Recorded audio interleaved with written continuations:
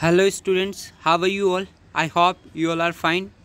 And now we are starting chapter first from rainbow. And in earlier videos we have done composition portion, few topics of composition portion. Okay, and now we are starting chapter first from rainbow, that is water.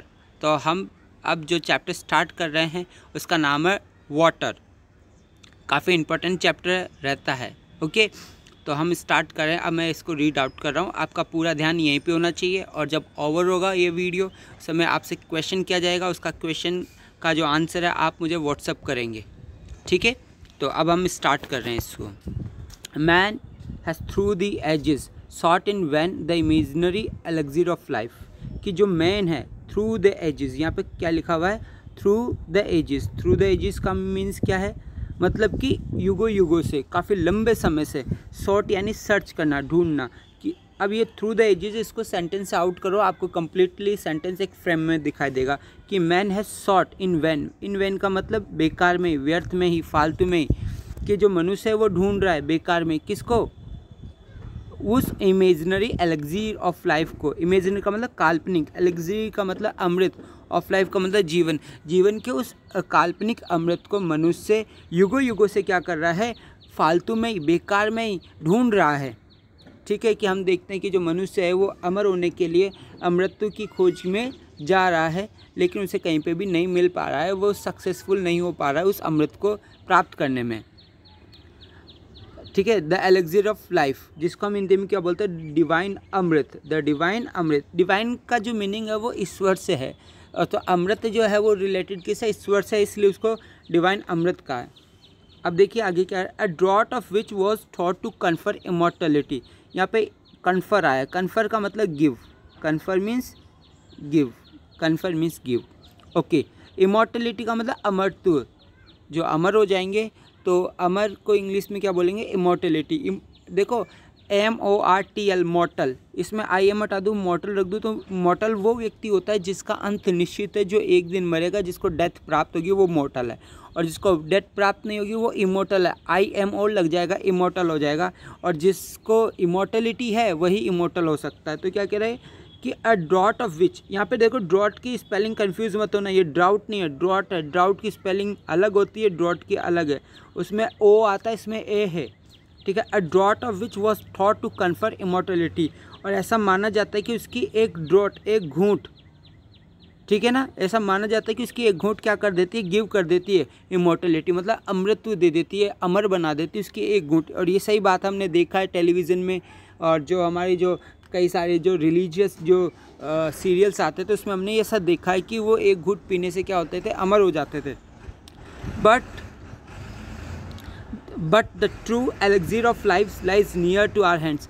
लेकिन जो true elixir of life है, जो वास्तविक अमृत है जीवन का, वो तो हमारे हाथों के पास में रखा हुआ है.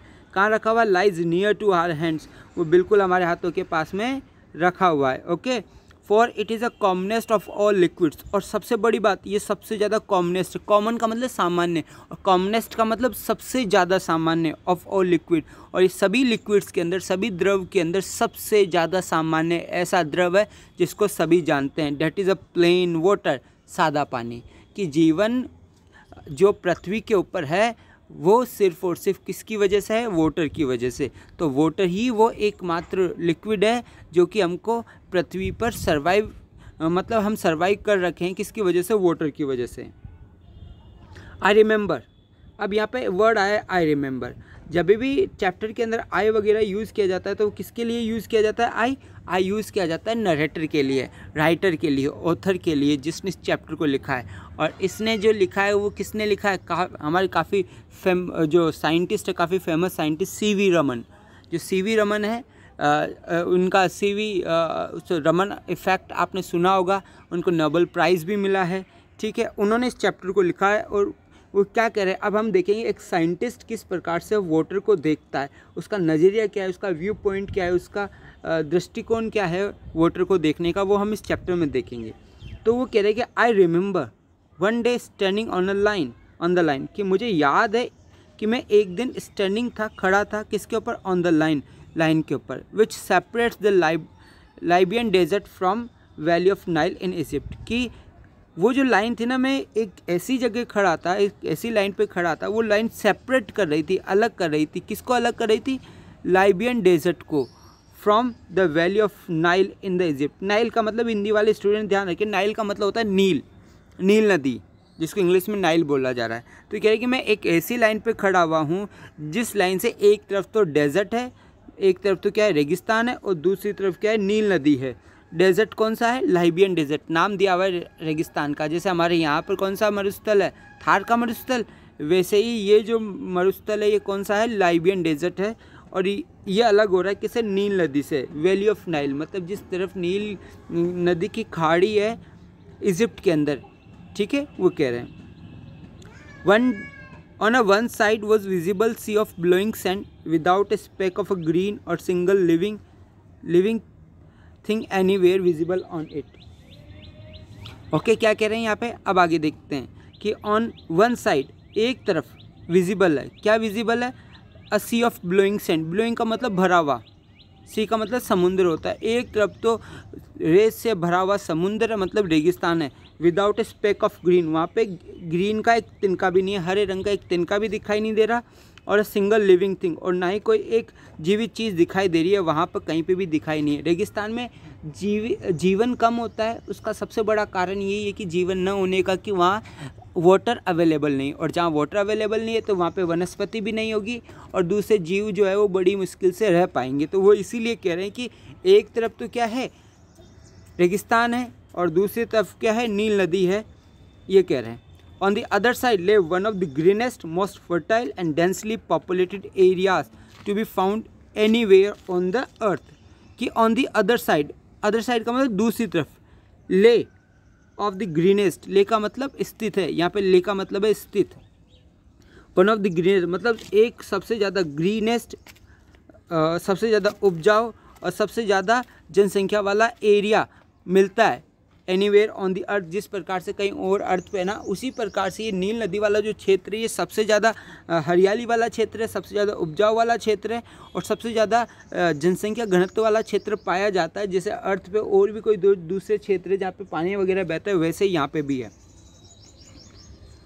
व्हाट मेड, अब ये यहाँ पे देखिए क्या कह रहे हैं कि what made this wonderful difference, कि ये जो वंडरफुल डिफरेंस आया है, ये मतलब रोचक जो अंतर दिखाई देता है कि एक तरफ तो रेगिस्तान है भाई, एक तरफ जीवन भरपूर है, हरियाली है, उपजाऊ भूमि है।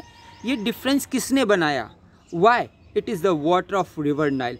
क्यों? ये वाटर है रिवर नाइल का, मतलब ये रिवर जो नाइल है, नील नदी है, उसके पानी की वजह से ऐसा क्यों हुआ? Flowing down to Mediterranean from its source, और ये फ्लोइंग डाउन हो रही है मतलब बहकर आ रही है किसके अंदर?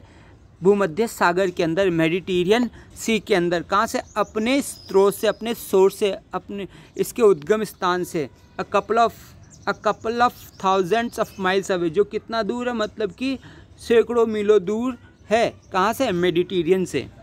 जियोलॉजिस्ट टेल अस, और जो जियोलॉजिस्ट है, जो मतलब कि भू विशेषज्ञ है, वो कहते हैं that the entire soil of Nile valley, कि जो इंटायर का मतलब संपूर्ण, पूरी की पूरी जो मिट्टी है नील वैली की, is the creation of river itself. वो क्रिएशन है, निर्माण है। क्रिएशन का मतलब निर्माण, किसका?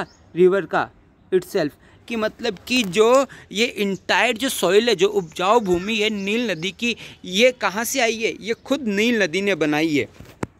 Brought down the finest silt in its float, और ब्रॉड डाउन का मतलब ये लेके आई है अपने साथ में एक बिल्कुल बारीक बारीक जो सिल्ट होती है, ठीक है, अपने जो फ्लड वाला जो वाटर है, जो बाढ़ वाला जो पानी है, जो पानी के बहाव के साथ में ये पर्वतीय वाले क्षेत्रों से क्या करती है? सिल्ट अपने साथ में लेके आती है। यहाँ पे वर्ड से कंफ्यूज मत हो ना, जो सिल्ट लिखा हुआ है, सिल्ट क्या होता है? बारीक कण होता है, किसका? जब जो पर्वत है, पर्वत के ऊपर से जब पानी निकल के आता है, तो जो पर्वत की जो ऊपर की जो परत होती है वो टूटती है, और टूटते टूटते बिल्कुल बारीक हो जाती है, और बारीक जो कण होते हैं वो सिल्ट कहलाती है, और वो सिल्ट काफ़ी उपजाऊ होती है, काफ़ी उपजाऊ भूमि बनाती है। ठीक है, तो ये यही कह रहे हैं यहाँ पे।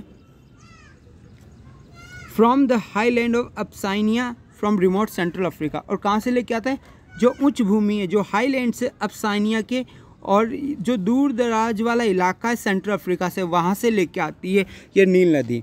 And let down through the ages in trough. Trough का मतलब होता है खाड़ी, नाली, मतलब जब नदी बहती है तो वो अपने लिए एक प्रकार की खाड़ी बना लेती है, एक नाली बना लेती है। तो वो कह रहा है कि ये क्या कर रही है, लेट डाउन, स्थापित करते जा रही है उन सिल्ट को through the ages. Through the ages का मतलब है युगों युगों से, मतलब लगातार युगों से ये ऐसा काम करते आ रही है और उन सिल्ट को ये जमा करती जा रही है अपने ट्रफ के अंदर, अपनी नाली के अंदर, अपने बहाव क्षेत्र के अंदर, through which the Nile flow, जिसमें से जो नाइल नदी है बहती है इनटू द सी। किसके अंदर?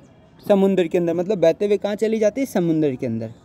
Egypt in fact was made by its river. और जो इजिप्ट है, इजिप्ट देश का नाम है, वो वास्तव में बना है इस रिवर से। मतलब इजिप्ट का जो निर्माण हुआ है वो इसी की वजह से हुआ है। तो मैं आपको बता देता हूँ कि कोई भी सभ्यता, सिविलाइजेशन जो कि स्थापित होती है, उसका सबसे बड़ा कारण यही होता है कि जहाँ पर वाटर है वहीं पे वो स्थापित होगी। तो आपने देखा होगा इतिहास के अंदर जितनी भी सभ्यताएं हमें पाई गई है वो किसी ना किसी नदी के किनारे होती है, क्योंकि मानव वहीं रहेगा जहाँ पानी उपलब्ध है, और जहाँ पानी उपलब्ध है वहीं सभ्यता स्थापित होगी। सभ्यता व्यक्ति से बनती है और व्यक्ति वहीं होगा जहाँ वाटर होगा। Its ancient civilisation was created. और इसकी जो प्राचीन सभ्यता है, प्राचीन सिविलाइजेशन है, उसका निर्माण हुआ है। और सस्टेन का मतलब जीवित रही है, by the life giving waters. किसकी वजह से? ये प्राणदायिनी जो पानी है, वाटर है, उसकी वजह से। Which come down year after year, जो लगातार साल बाद साल आता चला जा रहा है।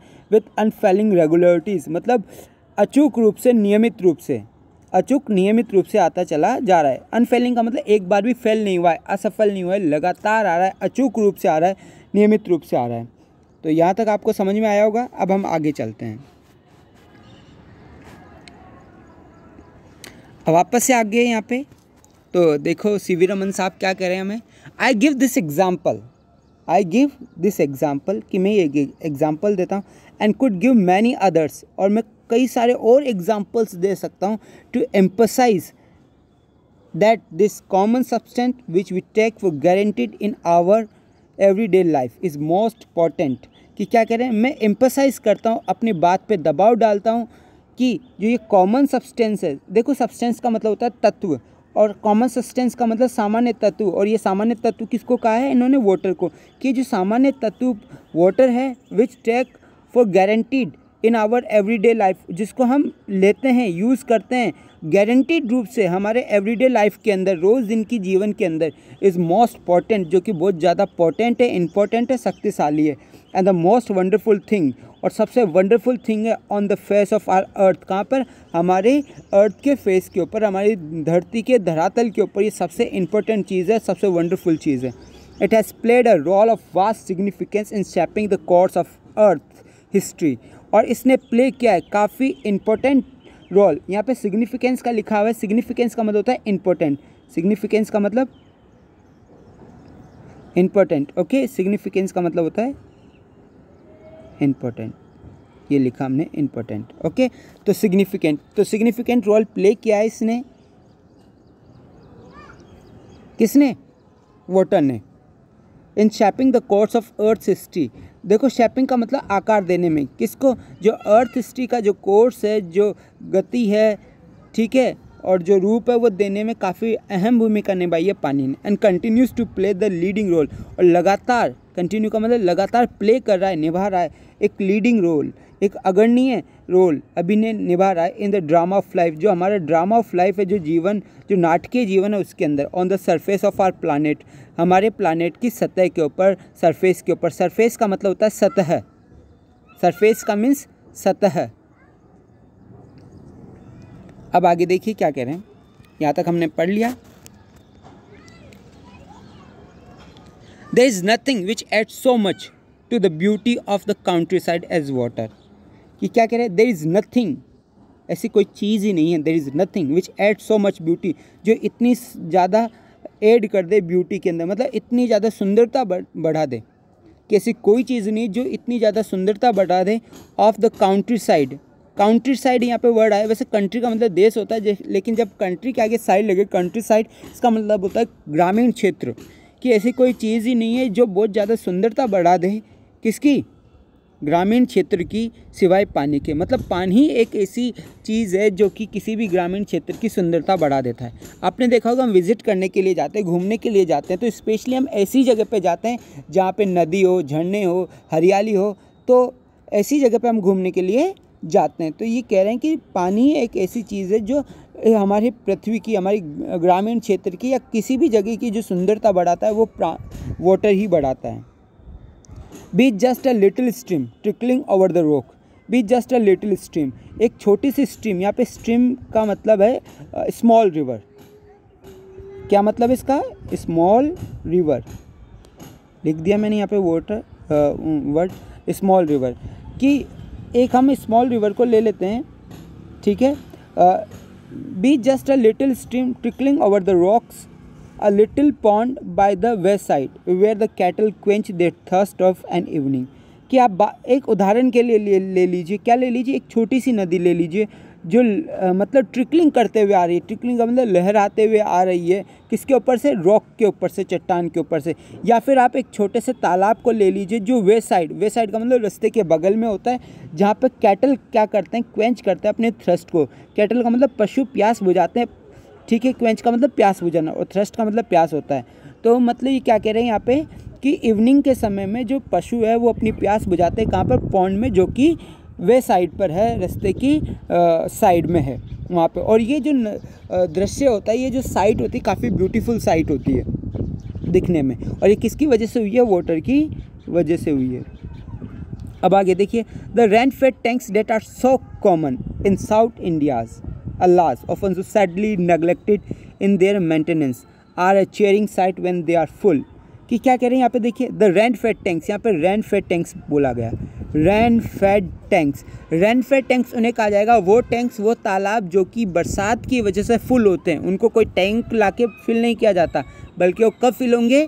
जब बारिश होगी, रेन होगी। तो इसलिए उनका नाम रखा है रेन फेड टैंक्स। कि क्या कह रहे हैं? रेन फेड टैंक्स जो कि बहुत ज़्यादा कॉमन है साउथ इंडिया के अंदर। साउथ इंडिया के अंदर बहुत ज़्यादा कॉमन है, वहाँ पे हमको ये रेन फेड टैंक्स देखने को मिलेंगे। अल्लास ऑफन सो सैडली, लेकिन दुर्भाग्य की बात है कि उन्हें बड़े दुख के साथ में नेगलेक्ट कर दिया जाता है इन देयर मेंटेनेंस, उनकी मेंटेनेंस को लेकर। मतलब उनकी मेंटेनेंस हम करते नहीं है, हम उनकी जो मरम्मत वगैरह है वो बिल्कुल भी नहीं करते। लेकिन वही जो नेगलेक्टेड टैंक्स है वो भी काफ़ी चीयरिंग साइट होते हैं, खुशनुमा दृश्य बन जाता है जब वो फुल होते हैं। मतलब कि ये जो नेगलेक्टेड टैंक है ये भी काफ़ी ज़्यादा चीयरिंग साइट हो जाते हैं। मतलब लोग यहाँ पे चीयर करने के लिए जाते हैं, खुशी मनाने के लिए जाते हैं जब वो फुल होते हैं, पानी से भरे हुए होते हैं।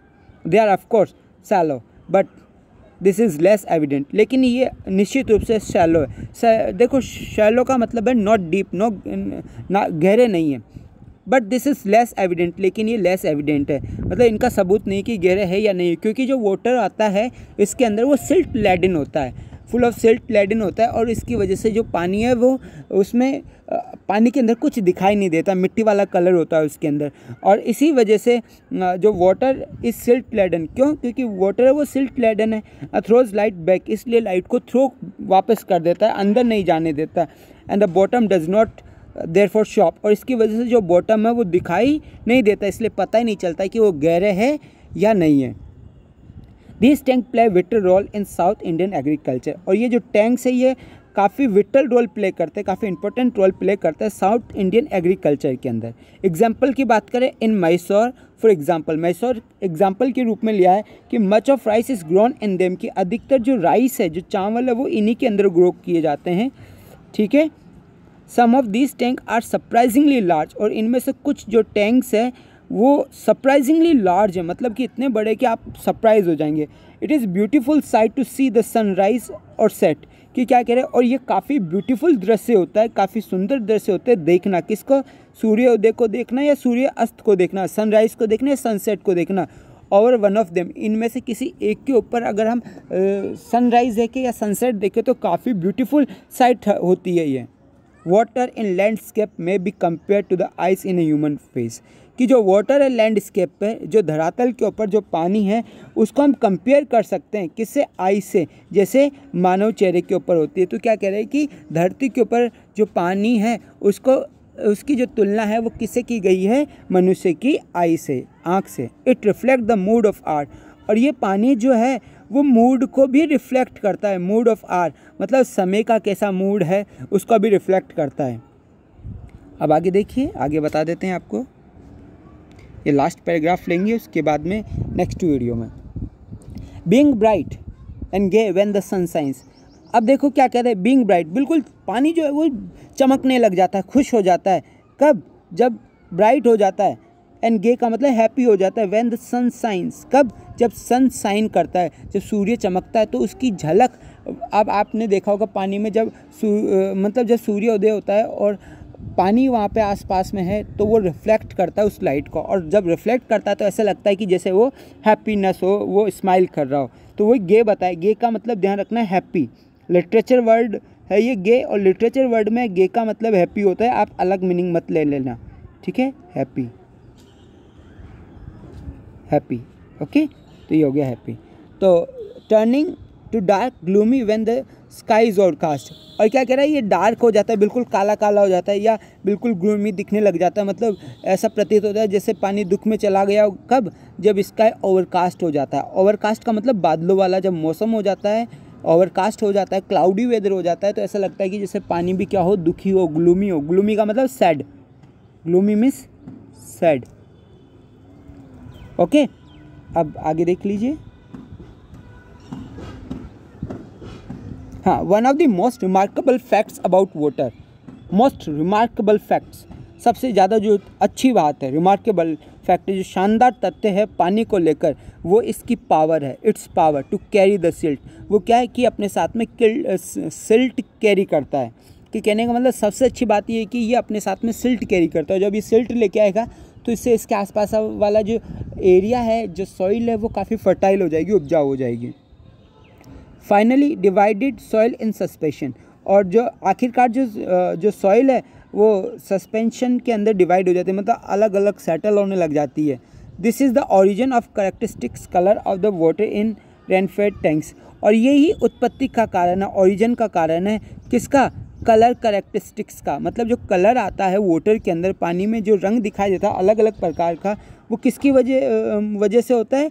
इस सिल्ट की वजह से, जो हमको किसके अंदर दिखा देता है? रेनफेड टैंक्स के अंदर। The colour varies with the nature of the earth, और जो कलर है वो भी वेरीज होता है, अलग अलग होता है with the nature of the earth. मतलब जैसे मिट्टी का नेचर है, जैसा मिट्टी का कलर है, वैसा ही पानी का कलर हो जाता है इन द कैचमेंट एरिया, जो आसपास का जो कैचमेंट एरिया है, जो आसपास का इलाका, कैचमेंट का मतलब आसपास का क्षेत्र। And most vivid immediately after fresh inflow flowing the rain, और ये अधिकतर तुरंत बदल जाता है। कब? जैसे ही ताज़ा बरसात होती है, ठीक है, वैसे। Swiftly flowing water can carry fairly large and heavy particles. Swiftly का मतलब होता है तेज़ी से, स्विफ्ट कार भी आती है, ठीक है। स्विफ्टली का मतलब रैपिडली, तेज़ी से बहता हुआ जो पानी है वो कैरी करता है, ले जाता है अपने साथ में बड़ी से बड़ी और भारी से भारी पार्टिकल्स को भी ले जाता है। मतलब कि जब पानी का भाव तेज होता है तो वो कुछ नहीं देखता, और बड़ी से बड़ी और भारी से भारी चीज़ को भी वो अपने साथ में बहा कर ले जाता है। द फाइनेस्ट पार्टिकल्स, और जो फाइनेस्ट पार्टिकल्स है, जो बारीक पार्टिकल्स है, फाइनेस्ट का मतलब यहाँ बारीक, बिल्कुल बारीक, रिमेन फ्लोटिंग, वो हमेशा तैरते रहते हैं विद इन द लिक्विड, किसके अंदर? उस लिक्विड के अंदर, वाटर के अंदर, in spite of their greater density, यहाँ तक कि उनकी जो डेंसिटी है, जो घनत्व है, वो बहुत ज़्यादा होता है, उसके ऊपर भी वो उसके बावजूद भी वो फ्लोट करते रहते हैं। एंड कैरिड, और चले जाते हैं, कहाँ तक चले जाते हैं? Carry to the great distance, और वो काफ़ी दूर तक चले जाते हैं, काफ़ी दूरी तय करते हैं वो पानी के साथ में। तो हमने इसका जो फर्स्ट पेज है वो रीड आउट कर लिया है, और जैसा कि मैंने कहा था मैं आपसे क्वेश्चन करूंगा और आपको क्या करना है, मुझे रिप्लाई करना है व्हाट्सएप पे, मेरे व्हाट्सएप पर्सनल व्हाट्सएप पे, ठीक है। तो आपको एक वर्ड पूछने वाला हूँ जिसकी मीनिंग है आप मुझे बताओगे, ठीक है। तो जो वर्ड है वो now I am just going to ask you, तो word I am just going to ask you that is, आपको मुझे बताना है कि मेडिटेरियन का जो हिंदी वर्ड है वो क्या बताया था मैंने, और दूसरा जो वर्ड है वो है सिविलाइजेशन, कि सिविलाइजेशन का क्या मीनिंग है, और जो थर्ड वर्ड है वो है सस्टेन। मैं अंडरलाइन नहीं कर रहा हूँ, लेकिन आपको ये बताना है, ठीक है, और इसके आंसर मुझे भेजने हैं। ये 3 वर्ड मैंने पूछे हैं आपसे, and you have to answer it. Now goodbye and wait for the next video.